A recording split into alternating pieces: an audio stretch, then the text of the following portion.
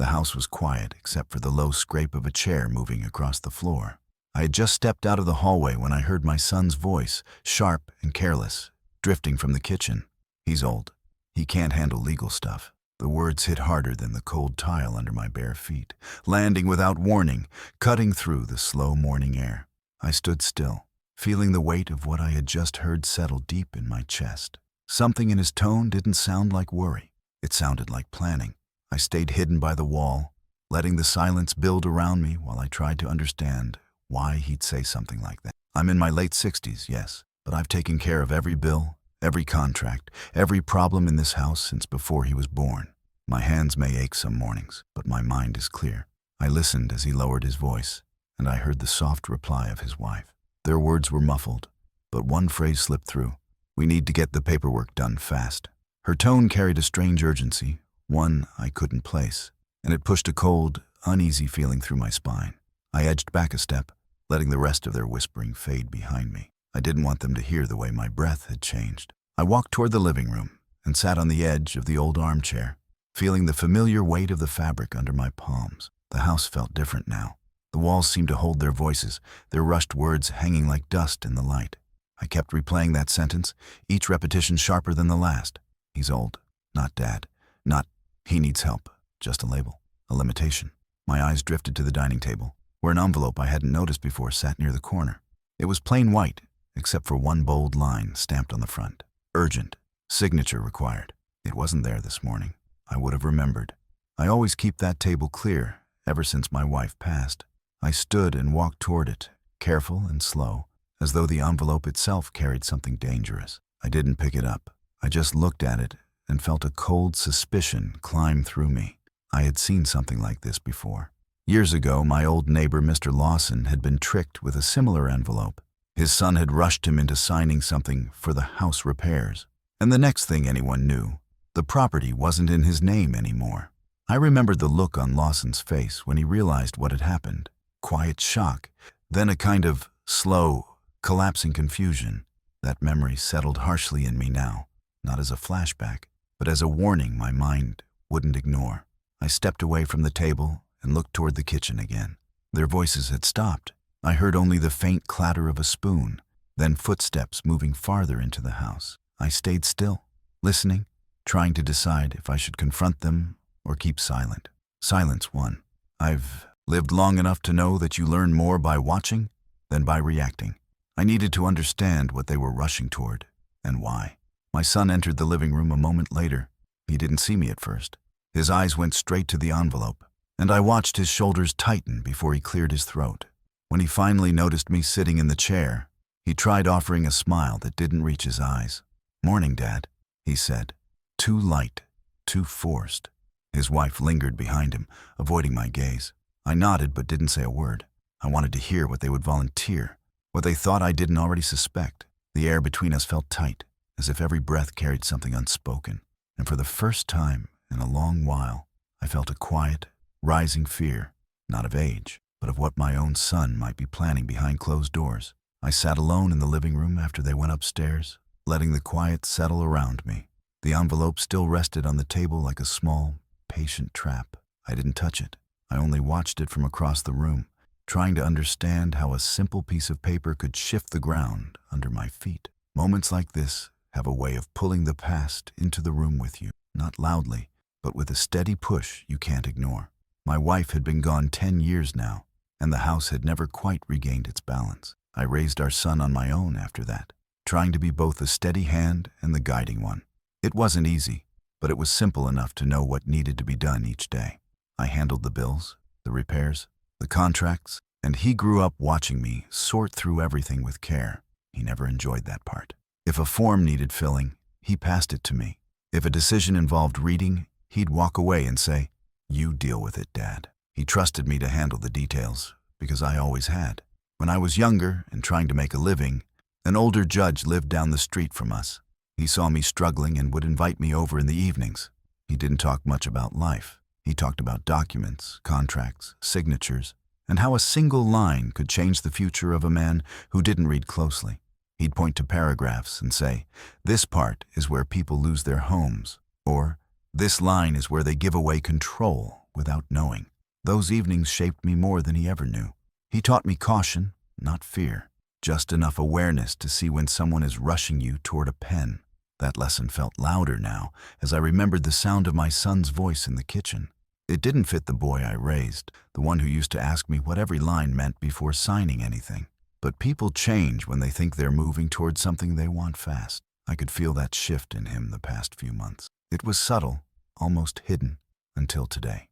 I thought back to the moment he insisted last week that he should manage my future documents. He said it quickly, as if the conversation was already decided. I brushed it off then, thinking he wanted to help or feel useful. But there was something in his tone that didn't sit right. That unease grows slow, like a small crack in a window that spreads only when the weather gets cold. Today made that crack widen. His wife didn't help the feeling. She was the kind to rush through every decision, the kind who believed anything on paper was just a formality. When she looked at the envelope earlier, I saw impatience in her eyes, not concern. She had said something a few evenings ago that returns to me now. Sign now, read later. It saves time. At the moment, I laughed it off. But now, remembering it, the words feel heavier, as if they were preparing me for something they didn't want to explain. There had also been talk in the neighborhood about land prices going up. People were selling lots and old houses at numbers none of us expected. The rumor of some new development had spread fast, and each sale seemed to pull more attention to the home still standing. My land sits right in the middle of all of it. I noticed my son asking more questions about property taxes, county lines, and acreage than he ever cared to before. At the time, I thought he was just curious. Now it feels like a clock that started ticking without me noticing. I leaned back in the chair and took a slow breath, hearing the quiet creak under my weight. Doubt doesn't announce itself. It creeps in, settles behind your ribs, and waits. And tonight, it was clear that something in my home had shifted from trust to calculation, and I needed to understand why before I took another step. I waited until the house grew quieter before walking back to the dining table. The envelope hadn't moved. A thin line of afternoon light touched one corner of it, making the red, urgent stamp look almost too bright. I pulled out a chair and sat down, letting the wood cool against my palms. I didn't open the envelope right away. I simply looked at it, steady and patient, the same way the judge taught me years ago. Before you read the paper, read the situation. When I finally slid the contents out, the first page looked harmless enough. Boxes to check, lines to initial, typical medical preference language. But halfway down the second page, a phrase caught my eye. Property decisions. It sat there quietly, tucked between routine sections like it belonged. My stomach tightened. This wasn't medical only. I kept my face still, and my breathing even. No reaction, no sound. I had learned long ago that people reveal themselves when they believe you are unaware. I placed the papers back in the envelope as I heard footsteps behind me. My son came in with a casual tone that sounded too deliberate. "Dad, those are just medical forms," he said, waving his hand like it was nothing. "Stuff to have on file, nothing complicated." His voice was light, but the skin around his eyes was tight, as if he was preparing for the wrong answer. I let the pause stretch before I nodded slowly, pretending to take him at his word. His wife walked in a moment later, brushing crumbs from her shirt. "Oh, that's the estate stuff," she said quickly. "Well, most of it." My son shot her a look he tried to hide, but it was too sharp to miss. The contradiction hung between them like a thread pulled loose. I kept my expression neutral, letting my eyes drift between them with quiet confusion that wasn't real. Inside, my mind was clicking through the details. One says medical, one says estate. Someone wasn't keeping their story straight. I slid the envelope slightly toward my son. "It looked like a lot of things," I said, keeping my tone mild. "Maybe you two can explain it later. I'm not sure I understand." My voice stayed steady, purposely slow, as if the confusion I played was genuine. His shoulders relaxed a little, but not fully. He nodded too fast, like someone relieved to have avoided a question he expected. That reaction told me more than his words. His wife stepped closer, reaching for the envelope. "We'll go through it with you," she said. "It's simple. You just sign, and we handle the rest." Her phrasing was bold, almost careless. My son stiffened beside her, as if he wished she hadn't added that last part. As she returned the envelope to the table, a small yellow square slipped out of the folder inside and drifted to the floor. She didn't notice. I reached down slowly and picked it up with 2 fingers. Just a sticky note. One line written in rushed handwriting. Transfer option, ASAP. The words were plain, but they tightened something in my chest. Transfer of what? And to whom? I turned the note over like I was trying to figure out if it belonged in the packet. My son stepped forward too quickly. "That's nothing, just a reminder for me," he said. Voice tense, rehearsed, almost shaky. I gave him a soft nod, letting him believe I accepted that answer. But his reaction was louder than any confession. He wasn't surprised by the note. He was surprised it had fallen out. I sat back in my chair, letting the room settle. They talked over each other, offering explanations that didn't match, tones that didn't align, and casual words too carefully chosen. Every sentence they spoke added another small crack to the picture they were trying to paint. I didn't challenge them. I didn't argue or accuse. I only watched, listening closely to the slips, the rushed corrections, the uneasy glances, and as their words tangled, a quiet clarity formed inside me. Whatever they were pushing toward, they weren't ready for me to understand it. Not yet. The house was still when I woke the next morning, the kind of quiet that made every sound feel heavier than it should. I sat at the dining table again, the envelope in front of me, and let the early light fall across the papers. This time, I pulled out every page slowly, smoothing each one flat against the wood. Hidden near the back of the stack was a folded sheet that hadn't been visible the night before. I opened it with steady hands, my eyes moving line by line, patient and focused. Halfway down the page, a clause appeared that didn't bother hiding its intent. It handed my son full control over my property and every bank account tied to my name. No explanations around it, no reason attached. Just quiet authority waiting for a signature. I didn't react. I felt something settle inside me. Cold, firm, measured, but I didn't let it move my face. I placed the paper back exactly where I found it and slid the envelope into a drawer beneath the table. If they wanted to rush me, I needed to move slower than ever. That was the only advantage I had. Time to think, time to read, time to watch. By mid-morning, I walked to the family bank. I didn't call ahead. I wanted to see things exactly as they were, without preparation or explanation. The clerk behind the counter recognized me and greeted me with the same polite warmth she always had. But when I asked whether any requests had been made under my name recently, her expression shifted just enough to tell me something was wrong before she spoke a word. She pulled up the records, hesitated, glanced at me, then turned the screen slightly away, as if protecting me from what she saw. "There were some pre-approval inquiries," she said carefully, "for account changes." She didn't give details, and I didn't ask for them. I only nodded, thanked her, and excused myself with the calmest expression I could manage. But as I walked toward the door, the weight of those words followed behind me like a shadow. Someone had tried to move things forward. Someone had assumed I wouldn't check. On my way home, I stopped at the small commercial strip near the edge of town. As I passed the real estate office, I saw my daughter-in-law through the glass. She was leaning across the counter, speaking to the agent with a bright smile I hadn't seen in months. Her hands moved as she pointed toward a map pinned to the wall behind the desk. I didn't go inside. I didn't interrupt. I only watched long enough to know she wasn't there by accident, and she wasn't there on my behalf. I walked away before she noticed me and headed toward the bus stop. The air around me felt heavier, but my steps stayed steady. There was a difference between fear and clarity. I wasn't frightened. I was learning. When I got home, I sat at the same table again and began writing in a small notebook I kept in the kitchen drawer. I noted the time, the bank visit, the conversation with the clerk, and the real estate sighting. I kept the words simple, one line per detail, nothing emotional, just facts. Documentation was the first advice the judge had ever given me. Write everything down. Memory bends. Paper doesn't. As the day settled into evening, I dialed a number I hadn't used in years. My old contact at the courthouse answered on the second ring, his voice older, but still steady. I told him I needed clarification on some general procedures. Nothing urgent, nothing dramatic. He listened quietly, picking up on more than I said aloud. His tone shifted, serious, but calm, and he told me to come by when I had the time, that he'd help me understand whatever I needed to understand. I hung up the phone slowly and closed the notebook. The house remained silent around me, but the silence no longer felt empty. It felt like a space where the truth had room to grow. I returned to the bank the next morning, not because I wanted to, but because the weight of yesterday's answers refused to settle.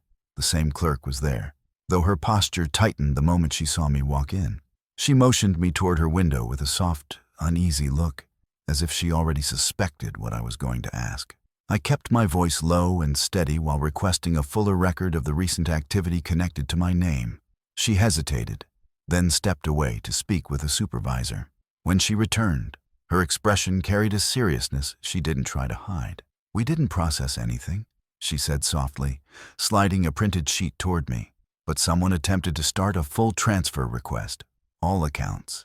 It didn't go through, but the inquiry is logged." Her tone was careful, controlled, but the words hit like a heavy door closing inside my chest. A full transfer. Not a mistake, not a misunderstanding. A plan. I studied the printout without touching it, reading each line slowly. The dates matched the days my son had shown sudden interest in future documents. My jaw tightened, but I kept my breath even. I thanked her quietly and walked outside with the calm of someone carrying a thought too sharp to speak. The sun felt hot on my neck, but the rest of me felt strangely cold. Back home, I opened the drawer where I had hidden the envelope and pulled the papers out again.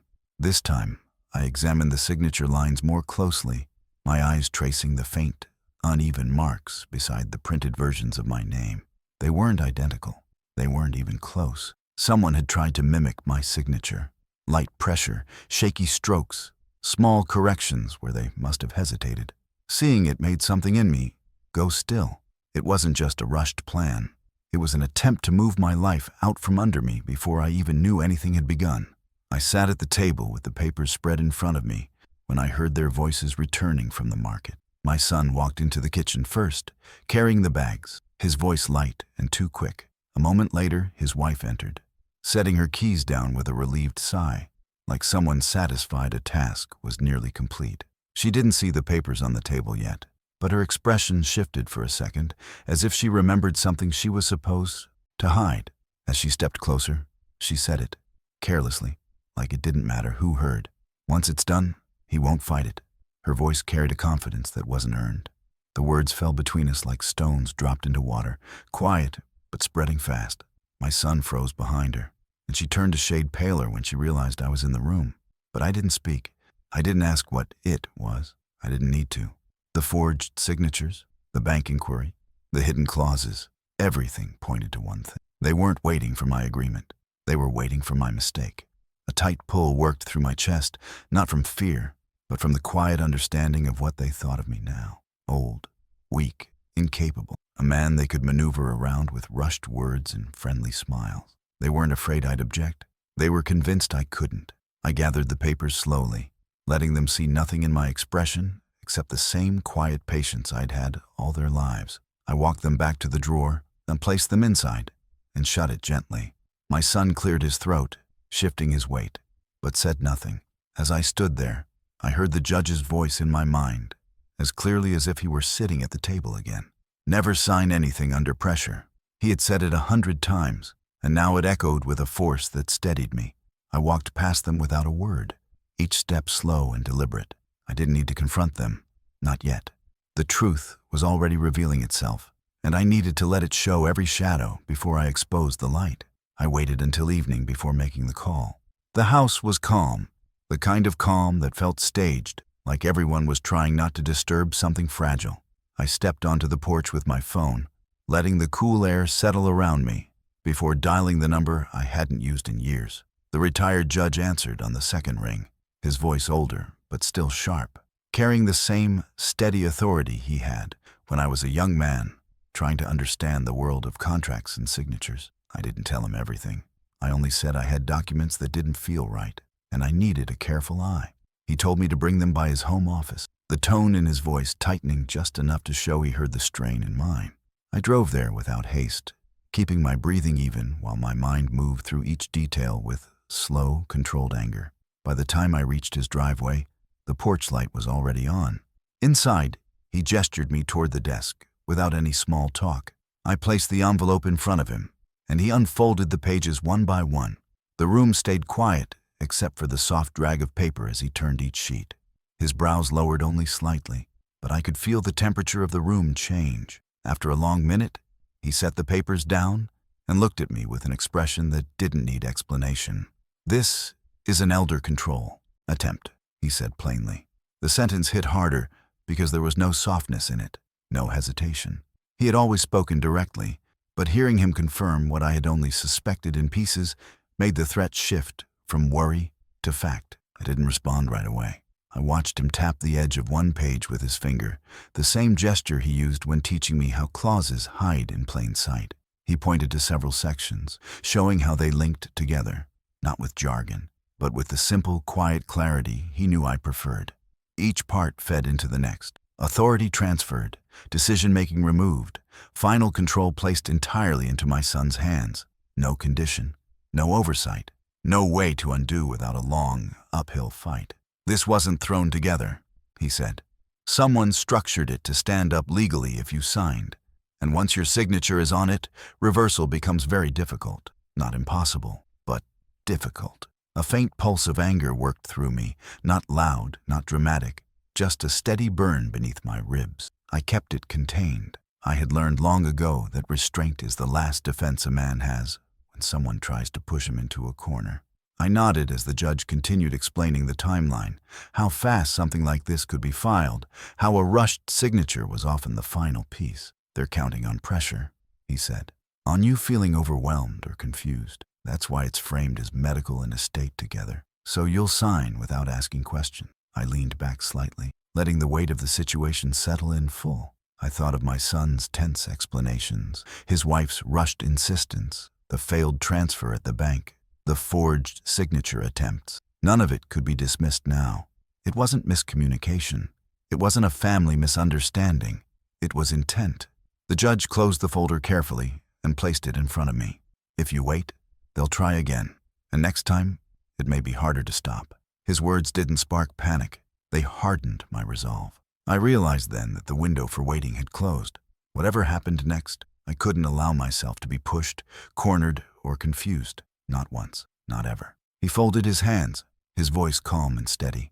"I can help you prepare a countermeasure, something that protects you before they make another move." That offer settled into me like a final line drawn on the ground. I felt the shift immediately. This was the point of no return, the moment where silence turned into action, where patience became a shield instead of a weakness. I nodded once, slow and certain. "Tell me what I need to do." The tension in the house grew thicker over the next 2 days, settling into every room like quiet fog. My son hovered more than usual, stepping into conversations he didn't need to join, watching me with a pressure behind his eyes he didn't bother to hide. On the third evening, he came into the living room with the envelope in his hand and placed it on the table with a firm tap. "We should do this tonight," he said, voice low but edged. "There's no point dragging it out."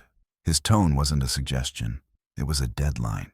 He stood there waiting for my reaction, shifting his weight like someone trying to hold in a frustration he didn't want to explain. Before I could respond, his wife walked in, arms crossed, face tight with impatience. "We've been waiting for days," she said, shaking her head. "He's dragging his feet again." The way she said "he" instead of "you" caught my attention. It was distance, not respect. She wasn't talking to me, she was talking about me, as if I wasn't in the room. I kept my expression still, letting their urgency wash over me, without giving anything back. Inside, my thoughts were methodical, each one measured against the next. I knew I couldn't delay forever without raising suspicion, but I also knew rushing now would give them exactly what they wanted. So I played the part they expected, the older man who needed time to understand things. I simply nodded and said I needed to look everything over one last time. My son exhaled sharply, his jaw tightening. "You've had enough time," he muttered. His speech had developed a quick, clipped rhythm, the kind that comes from rehearsed frustration or fear of losing momentum. I watched him pace once, then stop abruptly, as if reminding himself to stay calm. The cracks in his behavior were no longer small. They were widening.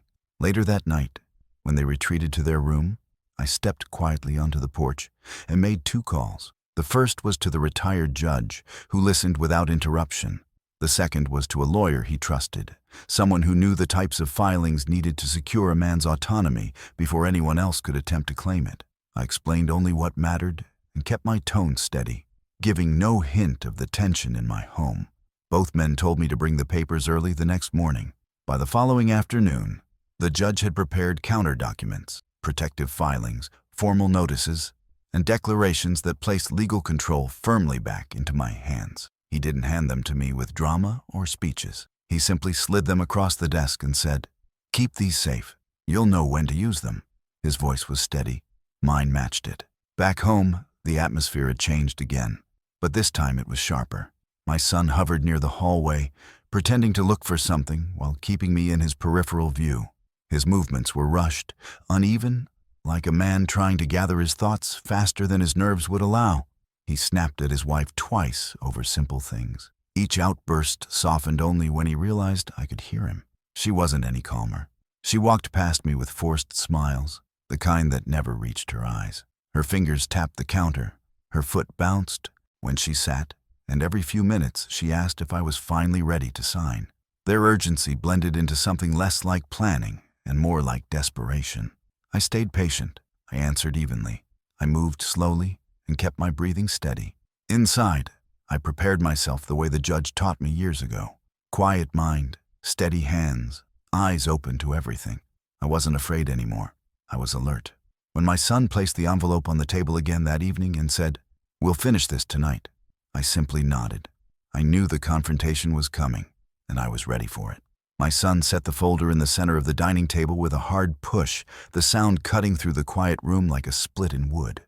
He pulled out a chair, sat across from me, and kept his eyes locked on mine. His voice came steady at first, but the force behind it felt unnatural. "Sign it. Don't make this hard." Each word landed with a weight he couldn't disguise. I rested my hands on the table, keeping them still. The folder sat between us like a line drawn on the floor. I didn't open it. I didn't reach for a pen. I only looked at him and said, calmly and plainly, "I know what this is." The color drained from his face faster than I expected. He shifted in his seat, trying to correct his expression, but the panic moved quicker than he could hide. "It's just paperwork," he said too fast. "Medical decisions, basic stuff. You're overthinking it." His words stumbled over each other, his tone uneven, and the contradiction made the air in the room tighten. "I read every page," I said. His wife stepped forward from the kitchen doorway, her voice sharp. "You're misunderstanding. This is to help you." She moved closer, but her hands trembled, betraying more than her words tried to fix. I slid the folder gently back toward him, without breaking eye contact. "There's a clause giving you full control of my property, and there are forged signature attempts on the preliminary sheets." My son opened his mouth, shut it, then opened it again, his explanation collapsing before it even formed. "No, Dad, listen. That was... someone must have..." His breath hitched as he searched for something believable. He found nothing. His shoulders curled inward, the rehearsed confidence unraveling with every second he stayed seated. A quiet knock sounded at the door. Not loud, not rushed, just firm. My son flinched. My wife looked toward the hallway with immediate suspicion. I didn't move. The retired judge stepped inside with the calm authority of a man accustomed to difficult rooms. Right behind him walked the lawyer he had arranged, carrying a folder of his own. My son stood too quickly, his chair scraping back across the floor. "What's going on?" he demanded. But the fear in his voice cut through the bravado. His wife took a step toward the back door, but the lawyer calmly moved to block her path, saying nothing, just raising a hand for her to stay where she was. The judge took a seat beside me without asking permission, opening his folder with steady hands. "We're here because he asked for clarity," he said, gesturing toward me. Then he placed several documents on the table, records from the bank showing the attempted account transfers, copies of the forged signature pages, and the concealed clauses embedded in the packet. My son stared at the papers as if they were foreign objects. His mouth opened, but no words escaped. He reached for one of the documents, stopped midway, and pulled his hand back as though touching it would admit everything he was trying not to say. His wife tried to speak first, but her voice cracked. We didn't mean..." The judge raised a hand lightly, stopping her.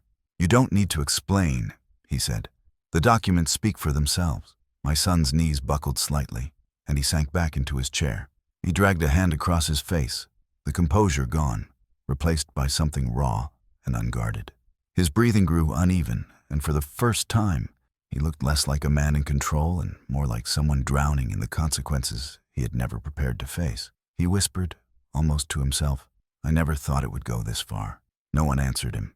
The papers on the table already had. His shoulders shook once, then again, and he lowered his head into his hands, not in anger, not in defiance, but in collapse.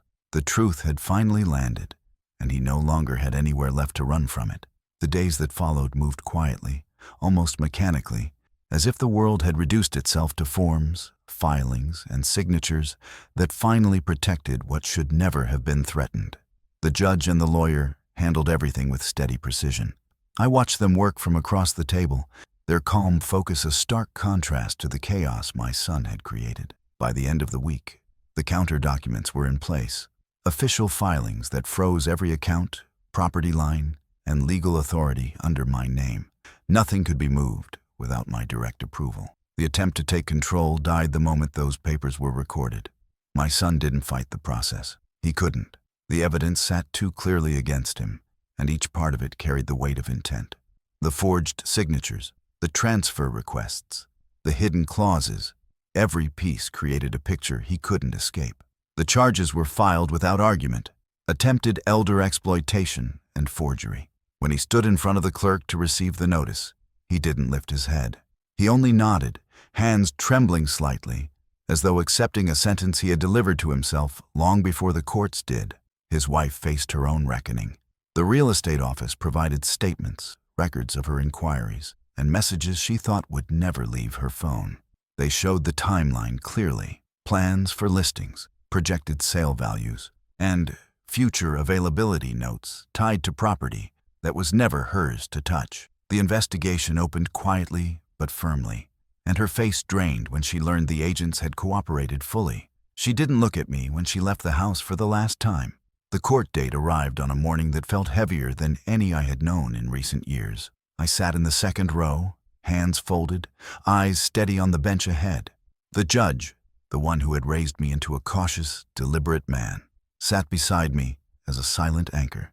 He didn't speak at first. He only rested a hand on the back of my chair, the kind of gesture that offered support without drawing attention. My son entered the courtroom, escorted quietly, without the pride he once carried. He didn't look for me.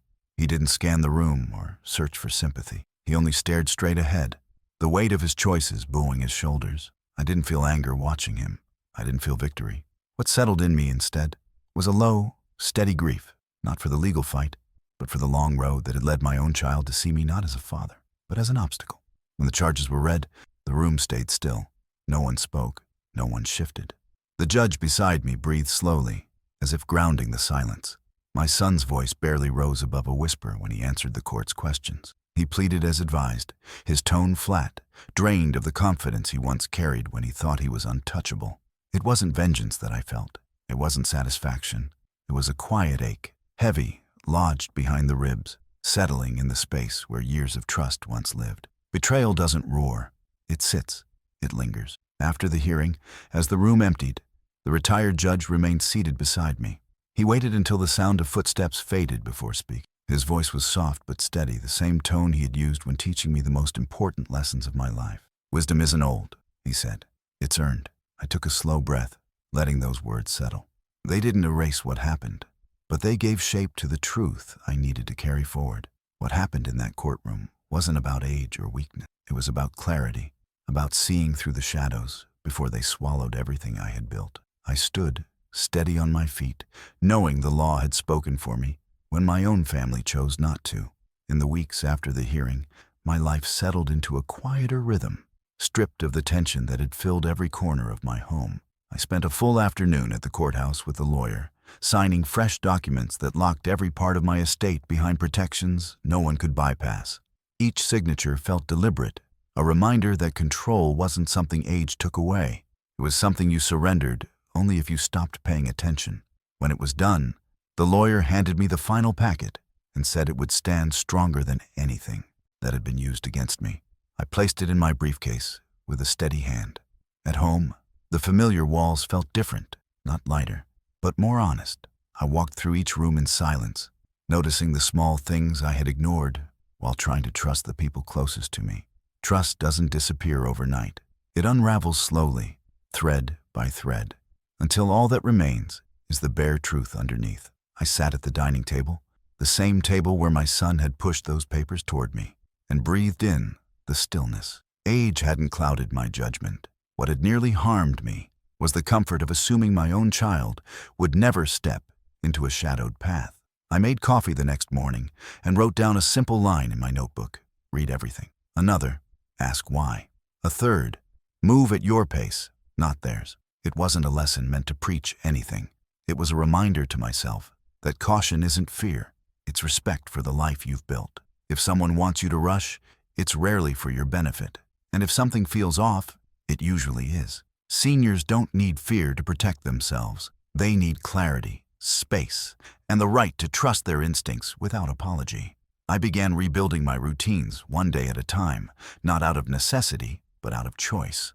I walked through the garden in the mornings, trimming branches and feeling the earth under my shoes. I cooked meals for myself again, appreciating the quiet moments that didn't belong to anyone else. I handled every bill, every decision, every appointment with the same steady care I had practiced my entire life. Independence isn't noisy. It doesn't demand attention. It sits quietly in a man's chest, reminding him he still knows how to stand. The retired judge visited a few afternoons later, carrying the same steady presence he always had. We sat on the porch with 2 cups of tea, watching the sun slide across the yard. He didn't speak about the case or the betrayal. He didn't need to. Instead, he spoke about old cases from his early days, pieces of wisdom tucked between the stories the way he'd always done. Listening to him, I felt the same grounding clarity I had known in my youth. In many ways, he'd been more of a father than anyone else in my life. Steady when I faltered, direct when I hesitated, and honest when the world around me blurred. When he stood to leave, he rested a hand on my shoulder, the gesture firm and wordless. I watched him walk down the path, grateful for the quiet guidance he had given me across so many years. Some bonds aren't built by blood. They're built by truth. That night, sitting alone at the table where everything had nearly shifted, I looked at the new documents, the ones that protected my home, my life, and the years I still had left. The house was silent, but the silence felt earned this time, not imposed. I closed the folder, placed it neatly on the shelf, and whispered the truth I had come to understand with absolute clarity. Growing old isn't the danger. Trusting the wrong people is.